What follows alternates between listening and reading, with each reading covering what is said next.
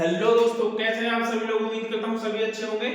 Last lecture में जो है हमने बीएनएसएस का चैप्टर नंबर 20 जो है कंप्लीट कर लिया था। आज जो है चैप्टर नंबर 21 समवन मैटर्स को जो है आज कंप्लीट करेंगे या कोशिश करेंगे कि आज जो है एक ही लेक्चर में दो चैप्टर कंप्लीट हो जाए तो दोनों को करेंगे, जितना भी हो पाएगा उतना करेंगे। वारंट मैटर जो हमने लास्ट लेक्चर में कंप्लीट किया था, जिसने वीडियो नहीं देखी हो वो पहले जो है वीडियो जो लास्ट वीडियोस है उनको देखे, तभी जो है आगे उसको अच्छे से समझ में आएगा। अब बात करेंगे हम कि मजिस्ट्रेट के सामने जो समन केसेस का जो ट्रायल है वो किस तरीके से होता है। ठीक है, trial of summon cases by magistrate.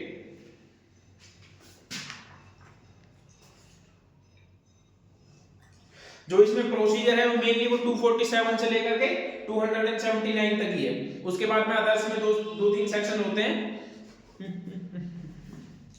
Section number 274 देखिए क्या कहता है। पहला तो ये समझना है कि आपको कि समन मैटर्स होते कौन से। समन मैटर वो होते हैं जो कम हीनियस ऑफेंसेस होते हैं, मतलब कि जो छोटे मोटे ऑफेंसेस होते हैं, 2 साल से कम के जितने भी ऑफेंसेस होते हैं जनरली उनको हम बोल देते हैं कि वो समन मैटर्स हैं। ठीक है, जो कम डेंजरस है, छोटे मोटे अपराध होते हैं उनको बोलते हैं समन मैटर्स। और समन मैटर की जो परिभाषा है वो 2 के जब हमने डेफिनेशन क्लोज किया था तो 2 के एक्स में जो है समन मैटर्स दिए गए थे, जिसमें कहा था कि समन मैटर्स वो सब होते हैं जिनकी पनिशमेंट जो होती है लेस देन 2 इयर्स होती है। ठीक है, तो वही सब होते हैं समन मैटर्स, मतलब कि छोटे अपराध एक तरीके से। अब बात करते हैं सेक्शन नंबर 274। ठीक है, ये क्या कहता है, अभियोग के सारांश का बताया जाना। Substance of accusation to be stated when in summon case the accused appear in the brought before the court the particulars of the offense of the which is the accused shall be stated to him, that he asked whether he is guilty or he has any defense to make। देखो ये कहता है कि जब भी जो है accused जो है किसी समन मैटर में जो है कोर्ट के सामने लाया जाता है या फिर वो खुद अपीयर होता है तो उसको जो है ना उसके खिलाफ लगे हुए चार्जेस के बारे में बताया जाएगा। सॉरी, पहली बात तो चार्जेस नहीं कह सकते हम। ठीक है, जो उसके खिलाफ जो आरोप लगे हैं ना उनको बताया जाएगा कि समन मैटर्स में कभी भी, एक चीज याद रखना बता दे रहा हूं, समन मैटर में कभी भी चार्ज फ्रेम नहीं होते। चार्ज फ्रेम नहीं होते। ठीक है, चार्ज फ्रेम क्या नहीं होते, इस चीज को याद रखना आप लोग।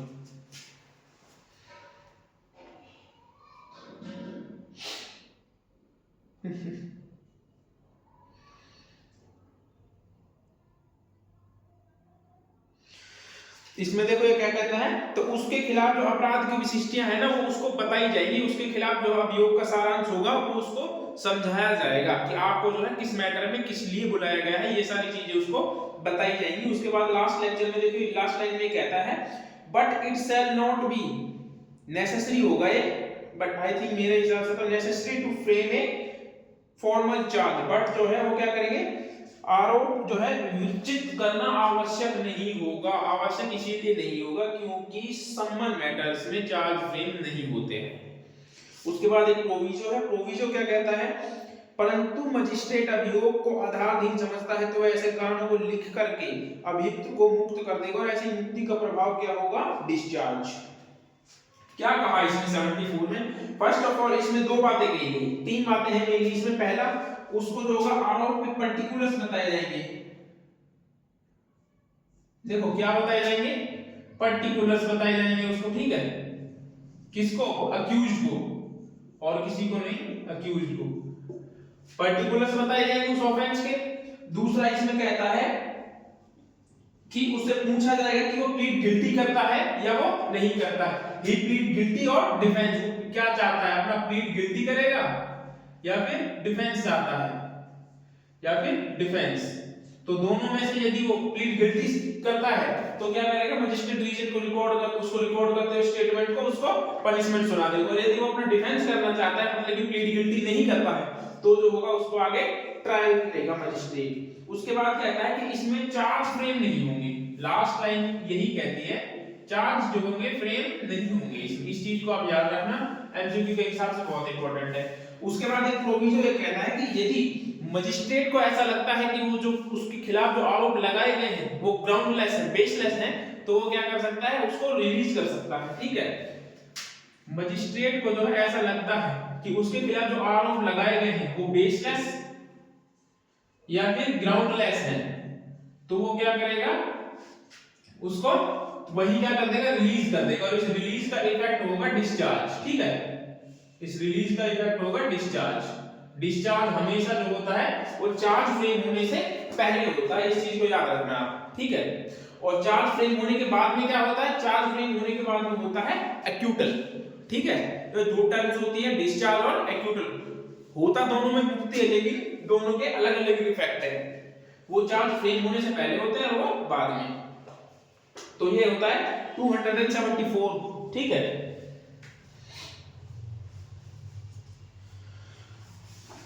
ये इसका प्रोविजो का था।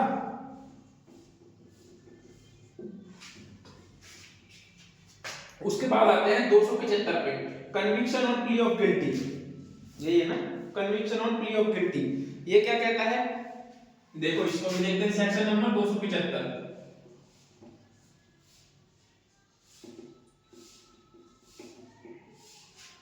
Conviction on plea of guilty.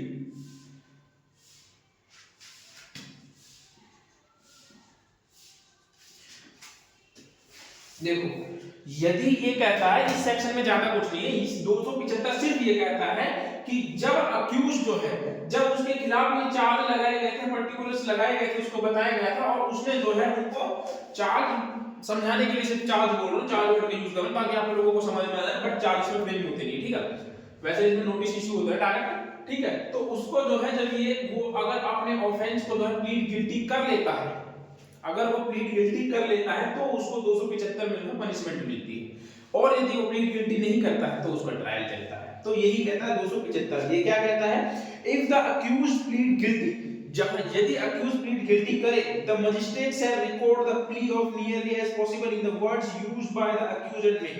तो वो क्या करेगा, उसकी स्टेटमेंट को रिकॉर्ड कर लेगा, जो अक्यूज ने बोला है ना, कोशिश करेंगे कि उसे उसी तरीके से रिकॉर्ड किया जाए, उन्हीं शब्दों में। ठीक है, and डिस्क्रिएशन convict of their own, और उसके बाद अपने विवेक अनुसार जो है उसको पनिशमेंट दे देगा। ठीक है, देखो क्या कहते हैं, दो बात कहता है। पहला, इफ अक्यूज्ड प्लीड गिल्टी,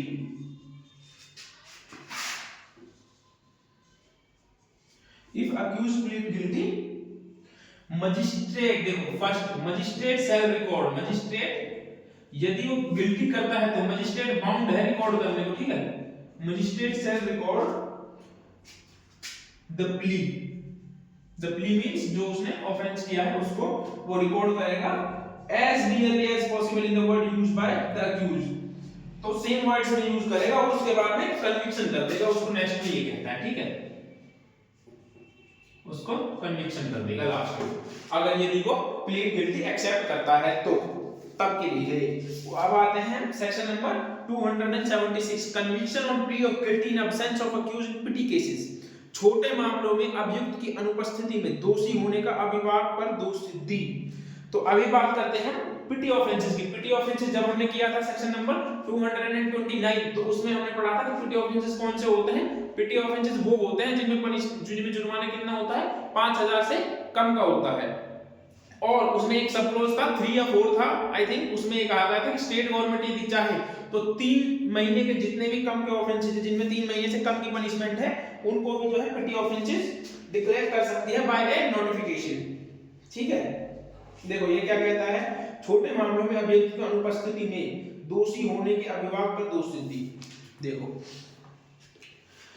जहां सेक्शन 229 के अधीन सम्मन जारी किया जाता है और अभियुक्त व्यक्ति के खिलाफ समक्ष हाजिर हुए बिना आरोप का दोषी होने का अभिवचन करना चाहता है, वहां वह अपना अंतर्विष्ट अभिभावक करने का वाला एक पत्र और सम्मन में निर्दिष्ट जुर्माने की रकम डाक या संदेश वाहक द्वारा मजिस्ट्रेट को भेज देगा। देखो इसमें क्या कहता है,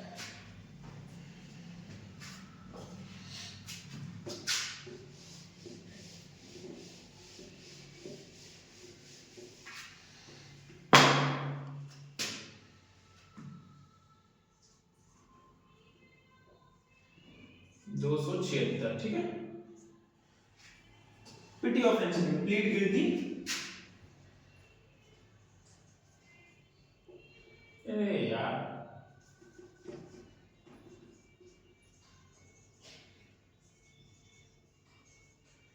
plead guilty in petty offences,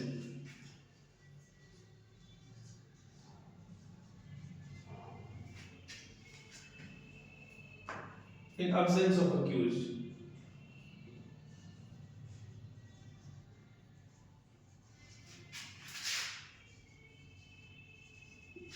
मुझे डाउट होता है यार, मुझे ऐसा लगता है कि मुझे बीच बीच में देख लेना चाहिए कि जो है दिख भी रहा है या नहीं दिख रहा है, क्योंकि ये भी ब्लर कर जाता है।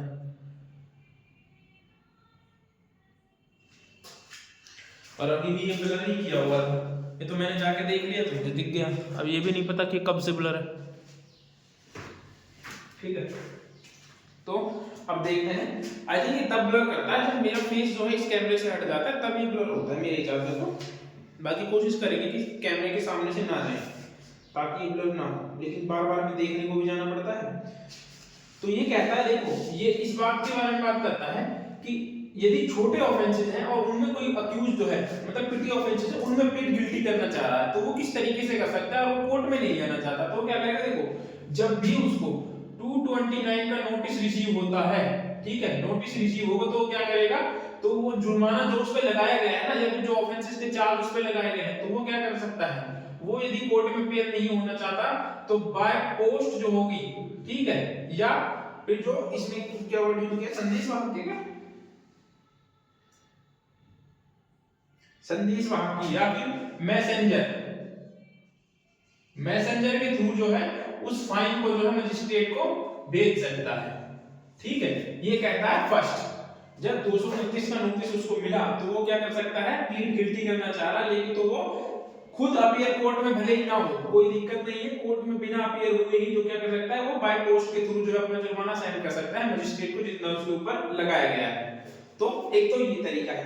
दूसरा कहता है, जब मजिस्ट्रेट स्वयं विवेक के अनुसार अभियुक्त को उसके दोषी होने का विभाग के आधार पर उसकी अनुपस्थिति में दोष सिद्धि करेगा और संबंध में विनिर्दिष्ट जुर्माना देने के लिए दंडादेश देगा और अभियुक्त द्वारा भेजी गई रकम उस जुर्माने में समायोजित की जाएगी, जहां अभियुक्त द्वारा नियुक्त प्राधिकर्ता अधिवक्ता अभियुक्त की तरफ से उसके दोषी होने का विभाग करता है, वहां मजिस्ट्रेट यथासंभव अधिवक्ता द्वारा प्रयुक्त किए गए शब्दों में लेखबद्ध करेगा और स्वयं विवेक अनुसार उस अभियुक्त को ऐसे अभिभाग पर दोष सिद्ध कर सकेगा और उसे पूर्ण दंडादेश दे सकेगा। तो इसमें वही बात करता है, सेकंड में कहता है बाय एन एडवोकेट, ठीक है, बाय एन एडवोकेट, तो वो अपने एडवोकेट के थ्रू भी ऐसा कर सकता है और वो खुद अपीयर ना होकर अपने एडवोकेट को भी अपीयर कर सकता है। इसमें कुछ नहीं था, छोटे मैटर्स में बस ये याद रखना, बाय पोस्ट के थ्रू भी भेज देता है, बाकी कुछ नहीं है इसमें, बस दिखने में बड़ा है सेक्शन, बाकी कुछ नहीं है। अब बात आती है, देखो इसमें तो बात की गई कि प्लीड गिल्टी कर लिया तब क्या है, और यदि प्लीड गिल्टी ना करे तब किस तरीके से प्रोसीजर जो स्टार्ट होगा उसके खिलाफ में, उसके बारे में बात करते हैं। प्लीड गिल्टी ना करे, देखो 277 क्या कहता है कि जब कोई व्यक्ति अक्यूज जो है प्लीड गिल्टी ना करे तो उसके लिए प्रोसीजर क्या होगा, सही नहीं कर रहा है, तो उसके लिए प्रोसीजर किस तरीके से होगा, 277 की देखते हैं। देखिए, if the magistrate does not convict the accused under section 275 and 276, यदि मजिस्ट्रेट जो है 275 और 276 में जो है क्या नहीं करता, कन्विक्ट नहीं करता है, 275 और 276 में नॉट कन्विक्ट हो, यदि वो कन्विक्ट नहीं करता है तो उसके बाद कहता है the magistrate shall proceed to hear the prosecution and take all the such evidence and be produced in support of the prosecution and also hear the accused and take all such evidence as produced in his defense। तो क्या करेंगे, prosecution को सुनने के लिए जो होगा उसके साक्ष्य वगैरह लेंगे और उसको वो अपने एविडेंस में जो है पेश करेगा। और फिर उसके बाद कहता है कि अक्यूज को सुनने के लिए जो होगा उससे भी क्या लिए जाएंगे, एविडेंस लिए जाएंगे। पहला कहता है कि प्रोसिक्यूशन एविडेंस ले लेगा, प्रोसिक्यूशन एविडेंस, फिर उसके बाद क्या होगा, प्रोसिक्यूशन एविडेंस के बाद में थर्ड फिर डिफेंस का एविडेंस लेंगे, डिफेंस एविडेंस ले लेंगे। इनके साथ में जितने भी दोनों के पास यदि कोई सपोर्टिंग डॉक्यूमेंट है तो सपोर्टिंग डॉक्यूमेंट कोर्ट में सबमिट कर देंगे। इसी तरीके से तो चलता है कोर्ट में प्रोसीजर, यही तो है। ठीक है, अपनी अपनी गवाही लेके आएंगे। अगर वो प्लीड गिल्टी नहीं करता है तो 275-76 में उसको प्लीड गिल्टी नहीं किया गया तो क्या करेगा, पहले प्रोसिक्यूशन की गवाही आएगी, उसके बाद डिफेंस की गवाही आएगी। उसके बाद कहता है सेकंड पॉइंट, यदि मजिस्ट्रेट अभियोजन या अभियुक्त के आवेदन पर ठीक समझता है तो वह केवल साक्षी को हाजिर होने या कोई दस्तावेज या किसी अन्य चीज को पेश करने का निर्देश देने का सम्मन भी जारी कर सकता है। यदि मान लीजिए कि किसी व्यक्ति के पास जो है कोई डॉक्यूमेंट है, ठीक है, मान लीजिए किसी व्यक्ति के पास कोई डॉक्यूमेंट है और उसको जो है विटनेस के तौर पर जो है नहीं बुलाना चाहते तो क्या कर सकता है कि मतलब मान लीजिए प्रोसिक्यूशन को कोई डॉक्यूमेंट मंगाना है, जैसे कि क्या करता है, जैसे कि सिविल केसेस में होता है, अगर रजिस्ट्री जमीन वगैरह से जो केसेस रिलेटेड होते हैं तो उनको रजिस्ट्री वगैरह के कुछ डॉक्यूमेंट मंगाने होते हैं। ठीक है, अब भले ही वो उसको एविडेंस के तौर पे, विटनेस के तौर पे उसको ना बुलाना चाहे, लेकिन वो क्या है अपने सपोर्ट में जो है उस डॉक्यूमेंट को लाना चाह रहा है कोर्ट के सामने, तो वो क्या करेगा, कोर्ट से रिक्वेस्ट कर सकता है कि वो जो है उस व्यक्ति को सम्मन कर दे ताकि वो जो है यहाँ आ जाए। ठीक है, लेकिन ये है, बट ये इसमें सिविल केसेस के बारे में बात करता है, जो मैं अभी सिविल का बताया लेकिन मैं क्रिमिनल का भी बताऊंगा। जैसे कि मान लीजिए पुलिस वगैरह की कस्टडी में कोई चीज है, ठीक है, जैसे मान लीजिए पुलिस की कस्टडी में, डिफेंस के लिए बता देता हूं कि पुलिस की कस्टडी में कोई चीज है, पुलिस ने अपनी इन्वेस्टिगेशन के दौरान जो है उस चीज को सीज कर दिया, लेकिन या फिर किसी अनदर मैटर में, ठीक है, कनेक्टेड मैटर्स भी होते हैं, तो क्या कर सकता है, पुलिस को भी जो है, पुलिस को भी उसको भेज सकता है।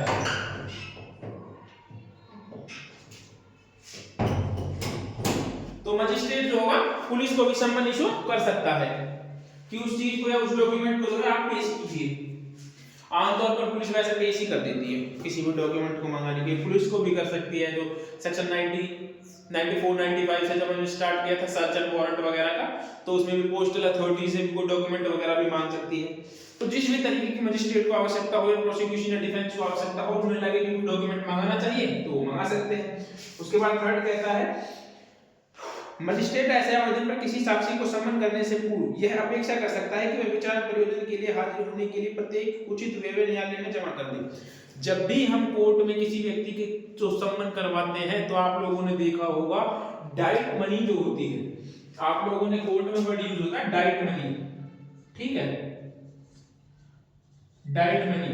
जब भी डाइट मनी आप भरते हैं तभी उसके बाद ही जो है सम्मन इशू होते हैं, अदरवाइज सम्मन इशू नहीं होते।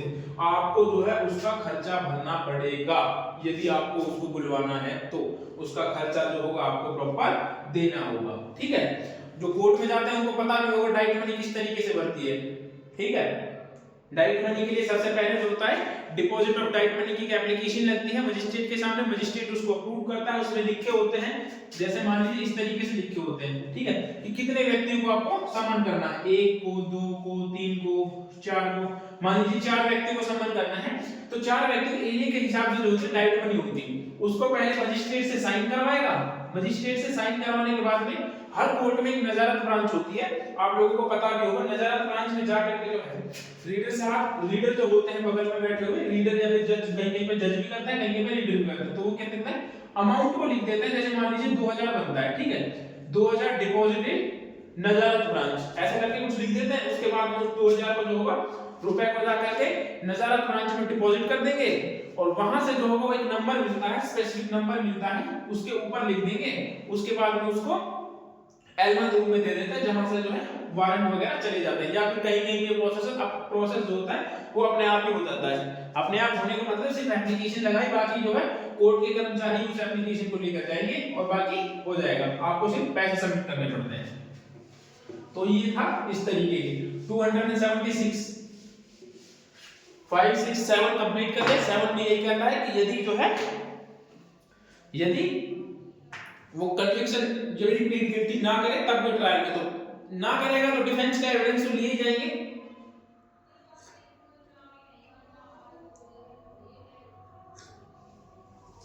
अब उसके बाद करते हैं सेक्शन नंबर 278। 278 ये क्या कहता है, ये कहता है दोष मुक्ति और दोष सिद्धि, एक्यूटल और कन्विक्शन।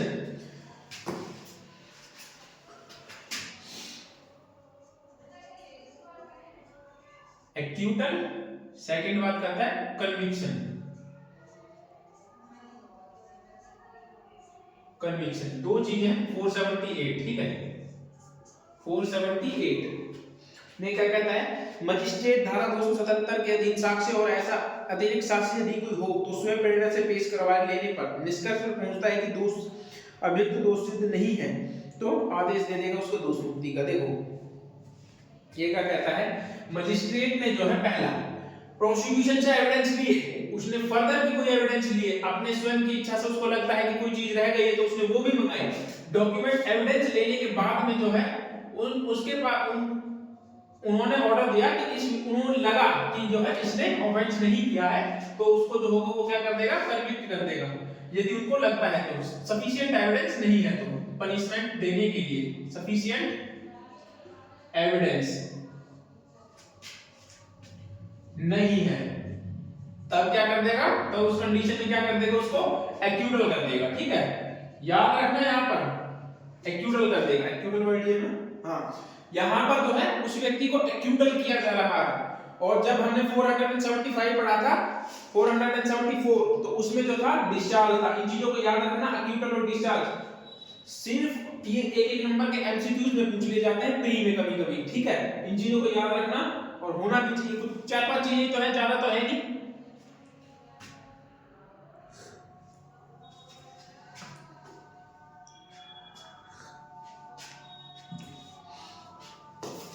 उसके बाद ये फर्स्ट इसका, जब एविडेंस ना हो, एविडेंस लेने के बाद एंड में तो जजमेंट की ऑर्डर देना पड़ता है मजिस्ट्रेट को। सेकंड कहता है जहां मजिस्ट्रेट 364 और 401 के बंदों के दिन कार्रवाई नहीं कर सकता। देखो 364 और 401 का तो मुझे पता है, ठीक है 364 ये परिवीक्षा वगैरह का है, ठीक है 401 तो मतलब परिवीक्षा पर छोड़ देना पड़ता है, परिवीक्षा 364 क्या है,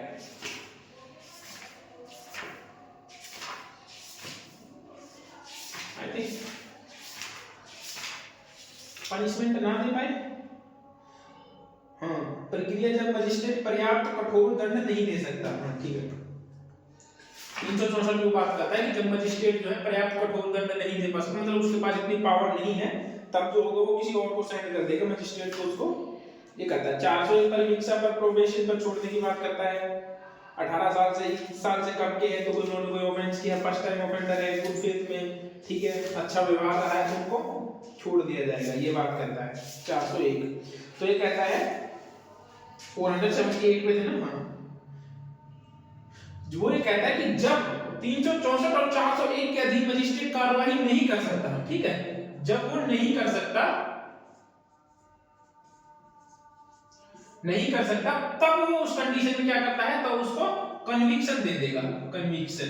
ठीक है, अब कब नहीं कर सकता, देखो जब हम 401 और 364 को पढ़ते हैं ना तो उसमें हमें ये पता चलता है कि कब जो है हम किसी व्यक्ति को प्रोबेशन पर नहीं छोड़ सकते। ठीक है, प्रोबेशन पर कब नहीं छोड़ सकते, जैसे मान लीजिए प्रोबेशन के रूल है कि किसी व्यक्ति ने जो है वो रिपीटेड ऑफेंडर ना हो। ठीक है, अगर वो रिपीटेड ऑफेंडर है तो मजिस्ट्रेट क्यों छोड़ेगा उसको, यदि उसने फर्स्ट टाइम ऑफेंस किया है तो छोड़ भी दे,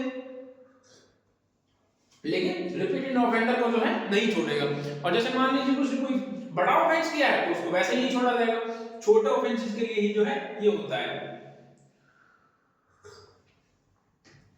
तो ये था 478 एक्यूटल का एंड कन्विक्शन का। एक्यूटल का मैंने बताया दिया आपको, जब एविडेंस पर्याप्त ना हो तब उसको छोड़ देगा, एक्यूटल कर देगा, और यदि उसको लगता है कि इसने ऑफेंस किया है तो उसको पनिशमेंट दे देगा, यदि 364 और 401 में जो उसको छोड़ना पॉसिबल ना हो तो।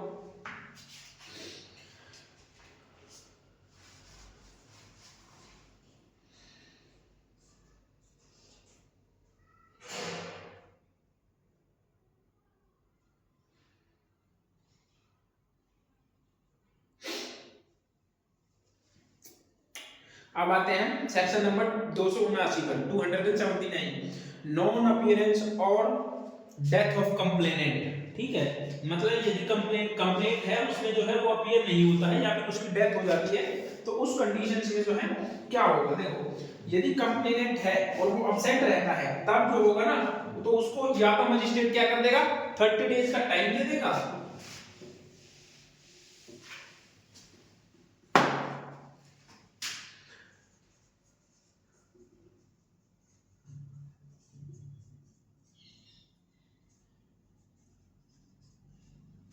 नॉन अपीयरेंस ऑफ कंप्लेनेंट है ना, और death of complainant.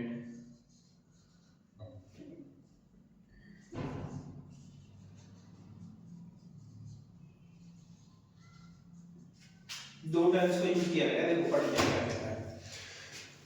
If the summon has been issued on complaint, जब जो है पहला कहता है कि summon issued and complainant, summon issued and complainant, जब जो है कंप्लेनेंट को सम्मन इशू कर दिया गया and on the day appointed for the appearance of the accused, और जो है उसको अपीयरेंस के दिन जो है उसको वो जो है अक्यूज्ड तो अपीयर हो जाता है लेकिन कंप्लेनेंट उस पर अपीयर नहीं होता। On the day subsequent thereto which hearing में be adjourn the complainant does not appear, तो मजिस्ट्रेट क्या कर सकता है, मजिस्ट्रेट जो है उसको एडजर्न कर देगा नेक्स्ट डेट के लिए। उसके बाद कहता है after giving 30 days time to the complainant to be present, और उसको जो है कंप्लेनेंट को 30 डेज का टाइम दिया जाएगा कि वो जो है कोर्ट के सामने प्रेजेंट हो।